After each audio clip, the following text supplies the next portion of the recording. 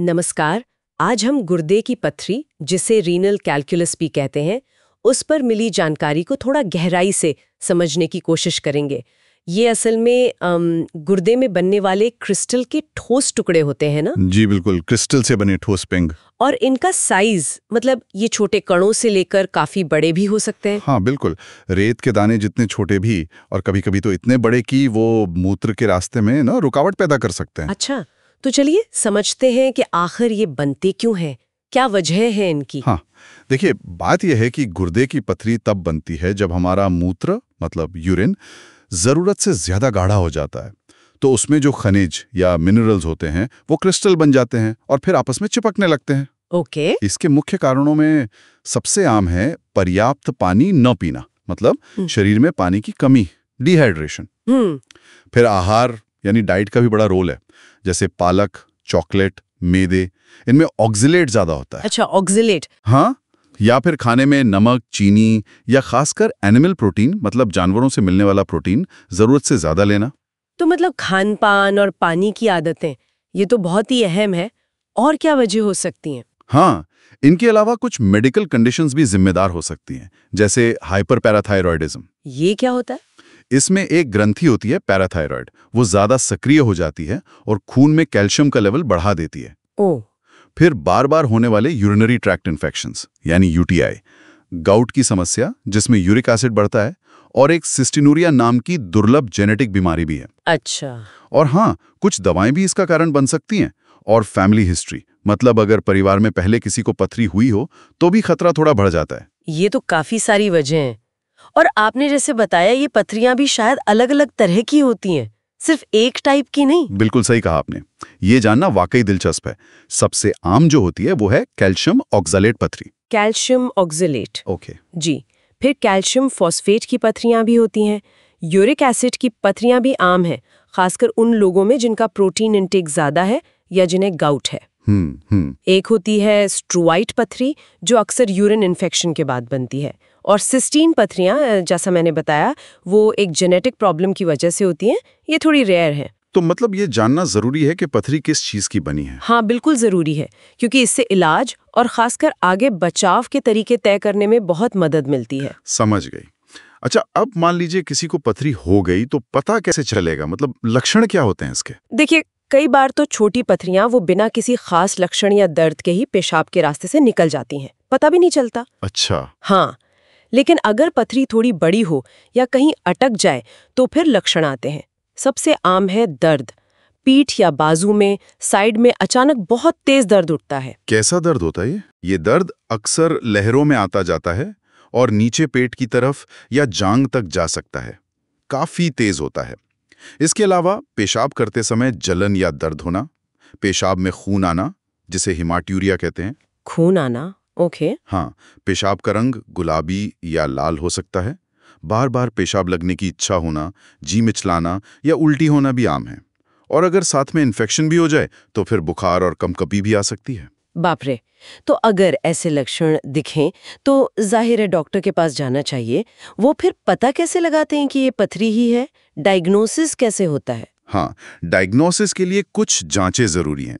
सबसे पहले तो यूरिनालिसिस यानी पेशाब की जांच। उसमें क्या देखते हैं? उसमें क्रिस्टल्स, खून के सेल्स या इन्फेक्शन के संकेत जैसे बैक्टीरिया या वाइट ब्लड सेल्स देखे जाते हैं।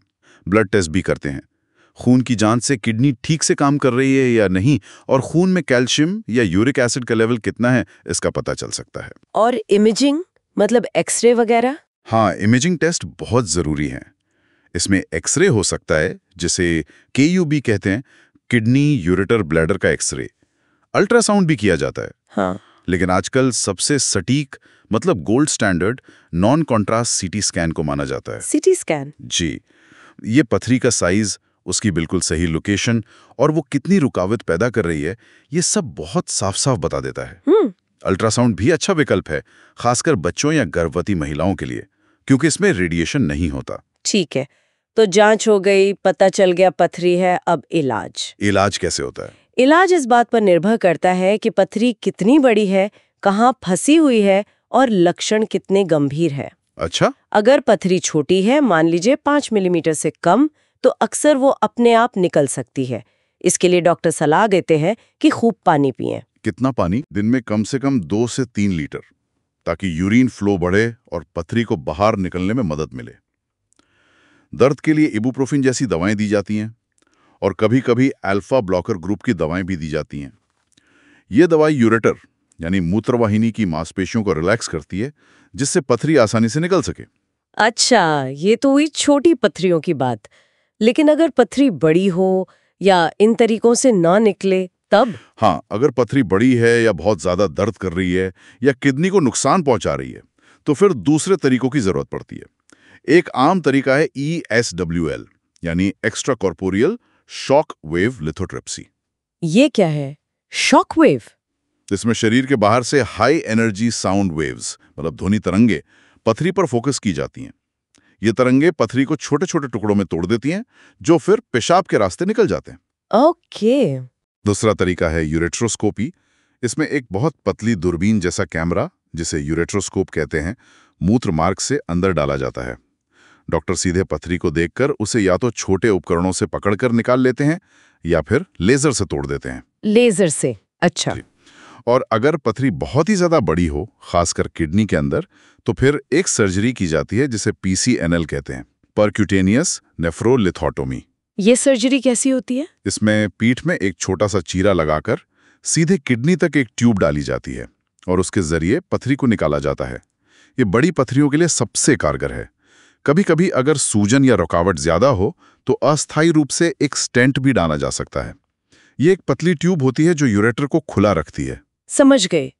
तो कई सारे विकल्प मौजूद हैं इलाज के लिए, लेकिन सबसे जरूरी सवाल, क्या इसे होने से रोका जा सकता है? प्रिवेंशन मुमकिन है? हाँ बिल्कुल, काफी हद तक रोकथाम संभव है और ये बहुत जरूरी भी है, जैसा हम आगे देखेंगे।